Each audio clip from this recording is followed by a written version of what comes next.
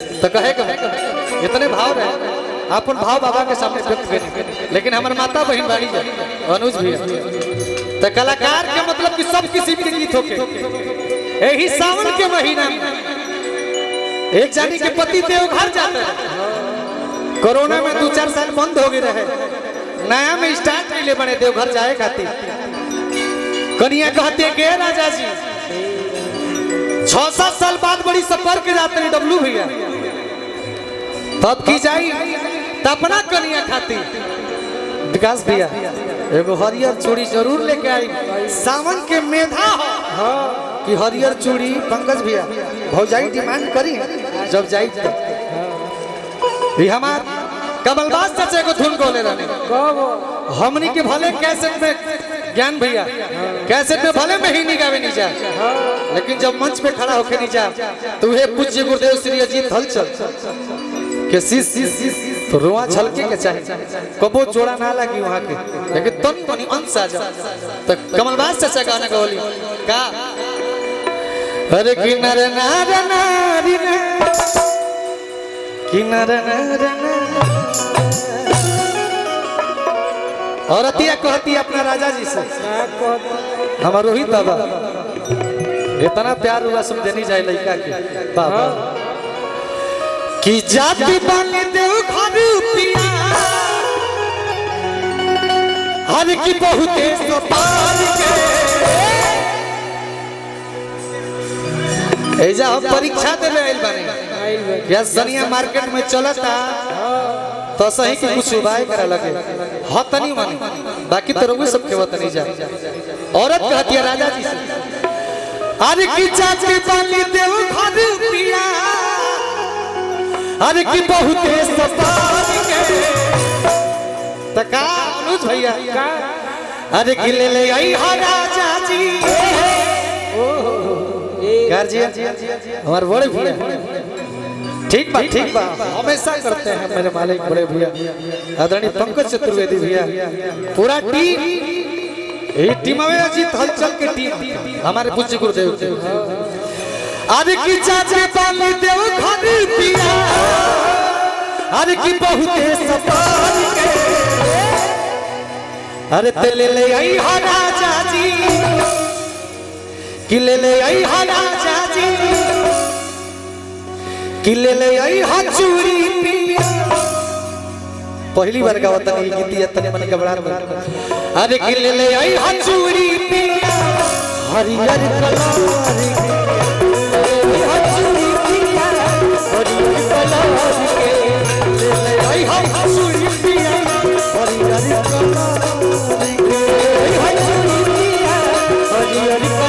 हमारा भाई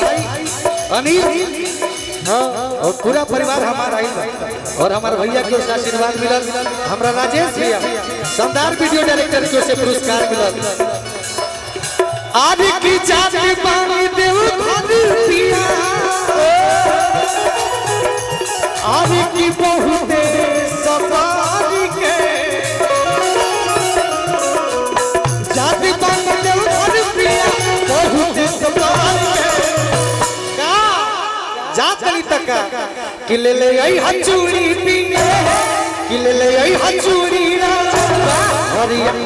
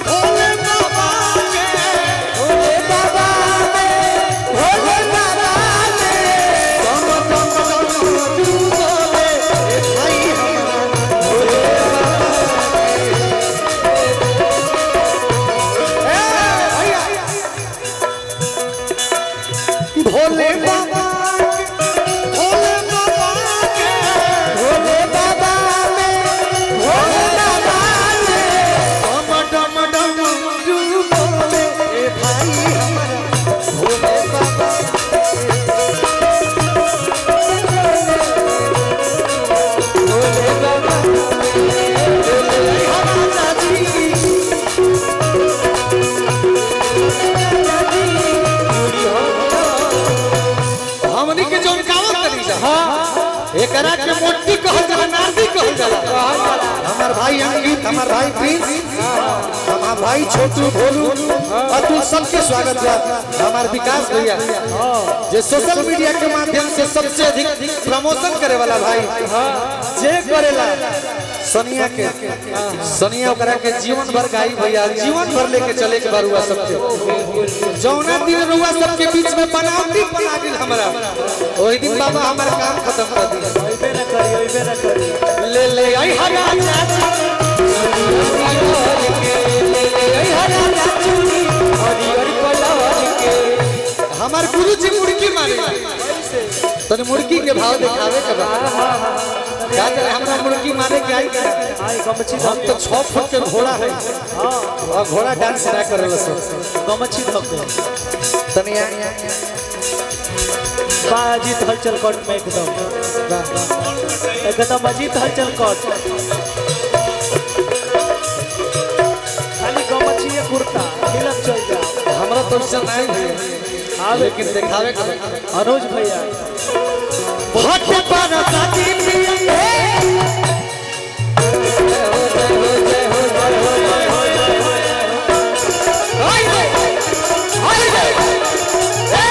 जय हो जय हो जय हो जय हो एकरा से बेसी करब तो हम नचनिया काहे लगे एक ओवर में 2 गो छक्का मार के बाकी सिंगल पका दी हट पर शादी पिया बाबा भोलेनाथ के शादी पिया बाबा भोलेनाथ के हट पर शादी पिया बाबा भोलेनाथ के हट पर शादी पिया बाबा भोलेनाथ के हट पर शादी पिया बाबा भोलेनाथ के आज की शोभा बढ़ाई हमारा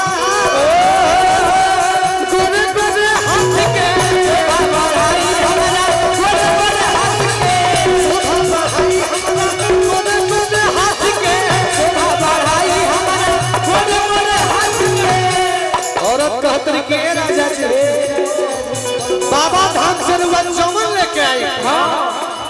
उस सिंगार के सामान ना कहे वो हमरा बाबा बैजनाथ के छाजनी चंदन ओझा भैया बाबा के प्रसादी कही अनुज भैया आज की हट पर शादी पिया किए पिया कि मुझे बलवाएगा कि राजा जी आज की हट पर शादी पिया बाबा भोलेनाथ के हट पर शादी पिया बाबा भोलेनाथ के बाबा भोलेनाथ हमरा अंकल जी के से पारिवारिक संबंध बा मामा मामी के संबंध बा हम मामो से अधिक मामी के मानीला सीता मामी की ओर से और मामा की ओर से आशीर्वाद मिलल गार्जियन के बार बार प्रणाम आज की शोभा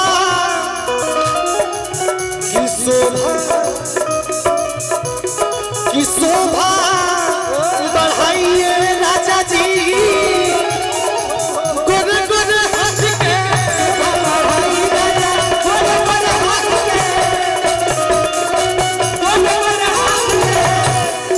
हमरा अजीत हलचल गुरु जी के संगतिया की ओर से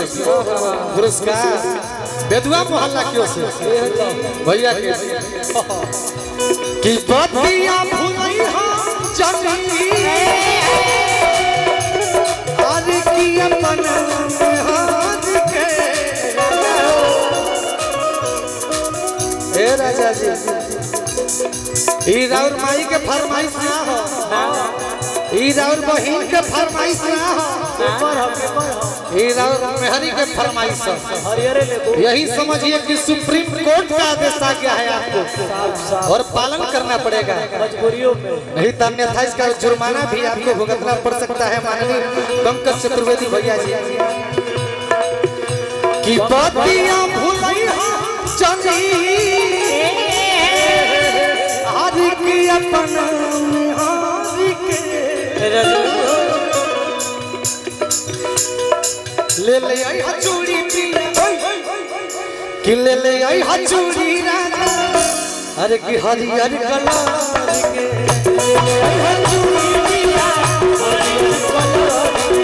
ले ले आई हचूड़ी राजा हरियर कलर के हचूड़ी राजा हरियर कलर सलाम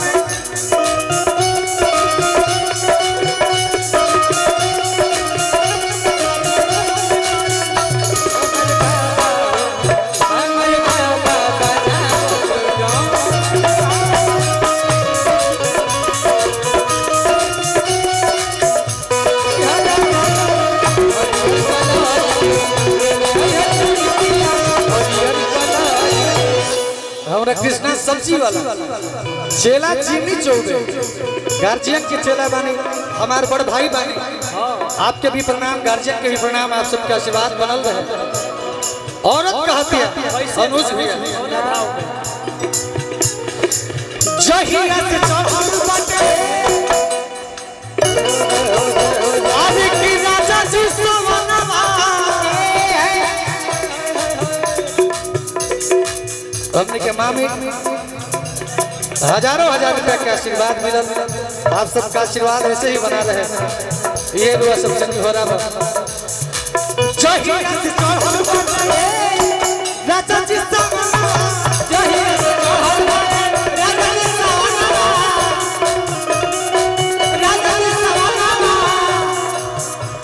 आज की तही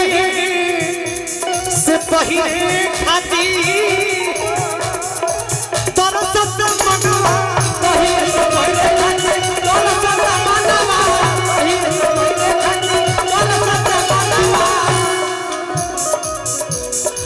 कि रही गई बानी पिया आज की बहुत सिहार के रही गई बानी पिया बहुत सिहार के तुझे सुना ये देखिए हमारा गार्जियन लोग की ओर से अरे की रही गई बानी पिया सनी भैया हर की बहुत सिहार के कैसे कि ले ले आई हचूड़ी पिया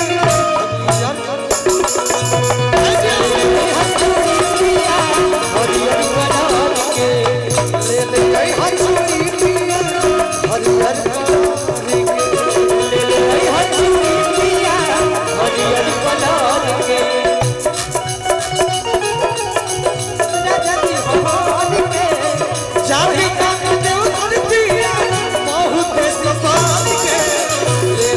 हचूड़ी पिया हरियर कलर के